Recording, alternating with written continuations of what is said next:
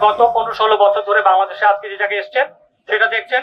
সেই জন্য আমি দায়ী করব এতগুলো বছর বাংলাদেশে রাষ্ট্র ক্ষমতায় যারা ছিলেন, যারা পলিসি মেকার ছিলেন, তারা হয়তো অনেক উন্নয়ন করেছেন, নানান ভাবে আমরা কাঠামোগত উন্নয়ন দেখছি, কিন্তু লক্ষ্য করবেন এডুকেশনে, মানুষের নৈতিকতার মধ্যে, মানুষের যে একে অপরের প্রতি কেয়ারিং, সেখানে কোনো ধরনের উন্নয়ন আমরা দেখতে পাই না। কে কার আগে যাবে এই প্রতিযোগিতা আমরা মত্ত। আমার পাশের মানুষটা আসলে কোনো অসহায় অবস্থায় রয়েছে কিনা, কোনো সমস্যা ফেস করছে কিনা, সেই খোঁজ আমরা নেই না। এর কারণ হচ্ছে আমরা দুর্বলের প্রতি অত্যাচার করতে করতে করতে করতে আজকে আমরা এই পর্যায়ে দানব হয়ে আসছি, যেটার ফলশ্রুতিতে গত কয়েক বছরে বিভিন্ন এলাকায় কুকুর বা অন্যান্য প্রাণীকে বিষ খাইয়ে মেরে ফেলা, মাদারীপুরে 14টা বানরকে পাউরুটির সাথে বিষ মিশিয়ে হত্যা করা হয়েছে।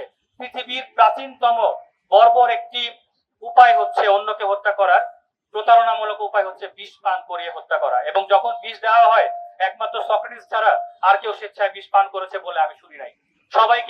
সবাই থাকে ক্ষুধার্ত, তাকে খাবারের লোভ দেখিয়ে সেই প্রাণীটা, সেটা মানুষ হতে পারে, সেটা অন্য কোনো প্রাণী হতে পারে, তার সামনে খাবারের মধ্যে বিষ নিয়ে হাজির হয় ফেরেশতা রূপে কোনো এক দানব, এবং মানে এক অমোঘ বিশ্বাসে সেই প্রাণীটা ওই খাবারটা গ্রহণ করে। আপনারা ব্যাপারটাকে লক্ষ্য করুন, হৃদয় দিয়ে ভাবার চেষ্টা করুন। একটা ক্ষুধার্ত প্রাণী ক্ষুধার তাড়নায় বিশ্বাস করে খাবারটা খাচ্ছে, কিন্তু তাতে ছিল বিষ মেশানো।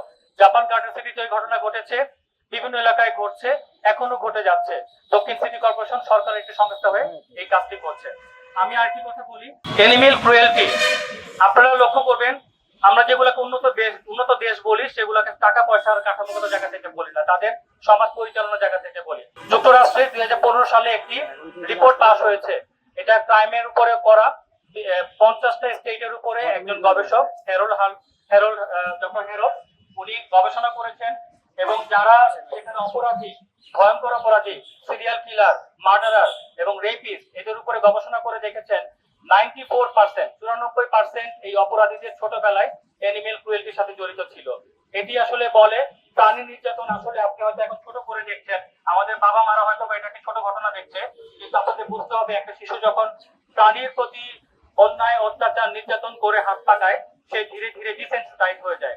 তার যে হৃদয়ে থাকার কথা, মানবিক হৃদয় থাকার কথা, সেটা ধ্বংস হয়ে সে আসলে তখন ক্রুয়েল ম্যানারে চলে আসে, এবং এটা শুরু হয় ডোমেস্টিক ভায়োলেন্স থেকে। আমি এই কথাটি বলছি রিসার্চ পেপারে কথা উল্লেখ করে, কারণ আমার নিজের কথা আপনাদের বিশ্বাস করা দরকার নাই। আপনারা গবেষণা থেকে পাওয়া কথাগুলো দেখেন, গুগলে সার্চ করলে আপনারা পেয়ে যাবেন। সেখানে একটা বিশাল একটা বই আছে, যেখানে এই অপরাধীদের সাক্ষাৎকার দেওয়া হয়েছে, যে কিভাবে তারা ছোটবেলায় কেউ কেউ ব্যাঙ খুঁচিয়ে খুঁচিয়ে মারতো, কেউ কেউ কুকুরকে বুশফায়ারের উপরে আগুনের মধ্যে ছুড়ে ফেলে দিত, কেউ কেউ বিড়ালকে হাতুড়ি দিয়ে থেতলে মেরে ফেলতো। এরা পরবর্তীতে স্কুল কলেজে গিয়ে বন্ধুদেরকে গুলি করে মেরেছে, নিজে বাবা মাকে জবাই করে মেরেছে, এরকম ঘটনা আছে। তো আমাদের সমাজে কিন্তু আমরা এই ঘটনাগুলো দেখতে পাচ্ছি। আজকে শিশু মোহনা কেন নির্যাতনের শিকার হয়, আজকে সীতাকুণ্ডে একটা শিশু কেন রেপ হওয়ার পরে গলা কেটে তাকে ফেলে দেওয়া হয়, এগুলো কারণ হচ্ছে বাংলাদেশ মোরাল প্রোগ্রেসের জায়গায় তলানিতে পৌঁছেছে। আমাদের বিদেশি বন্ধুদের কাছে আসলে আমরা লজ্জার মধ্যে পড়ি যখন আমরা দেখি সরকারের সংগঠনগুলো এই কাজগুলো করছে। আপনাদেরকে আমি শেষ করব ছোট্ট কয়েকটা কথা বলে। এই সমাজে এখন প্রচুর ছেলেমেয়েরা কাজ করছে, ভলান্টিয়ার অনেক আছে, রেস্কিউয়ার আছে, ঢাকা ইউনিভার্সিটি থেকে শুরু করে বিভিন্ন ইউনিভার্সিটির ছেলেমেয়েরা কাজ করছে নিজের পকেটের পয়সা দিয়ে। তারা কিন্তু এখন আয় রোজগার শুরু করে নাই। আর যারা ইনকাম ট্যাক্স দিয়ে আমরা যারা আর্ন করি, আমরা আমাদের ইনকাম ট্যাক্সের টাকায় দেখছি যে সরকার এই ধরনের কর্মকাণ্ডগুলো করে যাচ্ছে। আপনাদেরকে বুঝতে হবে, সরকারের প্রাণী সম্পদ অধিদপ্তর, মৎস্য প্রাণী সম্পদ মন্ত্রণালয় এই কুকুরের জুরিসডিকশন নিয়েছে। প্রাণী কল্যাণ আইন 2019-এর কারণে এই কুকুরের দেখভাল করার একটা বড় দায়িত্ব হচ্ছে এই প্রাণী সম্পদ অধিদপ্তর। কিন্তু এই যখন কেউ আইনের ব্যত্যয় করে, তখন এই প্রাণী সম্পদ অধিদপ্তরের কাউকে খুঁজে পাওয়া যায় না। আমরা কিন্তু প্রত্যেকবার মন্ত্রী মিনিস্টারের সাথে সখ্যতা করতে পারবো না, এটা আমাদের কাজ না।